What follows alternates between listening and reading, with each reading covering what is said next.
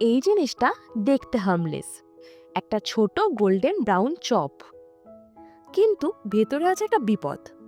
না না, বম্ব না, বম্ব না, চিজ। এমন একটা চিজ যেটা পুল করলেই মনটা বলবে আমি একটুও থাকবো না, খেয়ে ফেল। এই গল্পের শুরুটা হলো একটা সুইট কর্ন দিয়ে।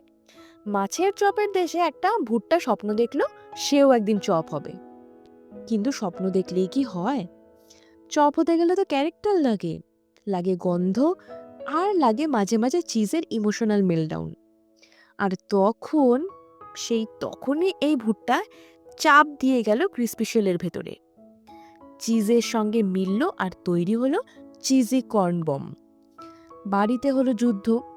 মা বলল এটা আমার ডায়েট ফুড, বাবা বলল ডক্টর বলেছে চিজ খাওয়া দরকার, আর বোন, সে তো পুল করে চিজটা নিয়ে পালালো। একটা চিজি বম, দুটো মানুষ আর তিনটা আলাদা স্টোরি, আর একটা ছবির মতন এন্ডিং। এই স্ন্যাক্স খাওয়ার পরে লোকেরা আবার ফোন করে বলছে এটা কি স্ন্যাক্স নাকি লাভ স্টোরি। আমি বলি এটা একটা suspense thriller with cheesy climax. By.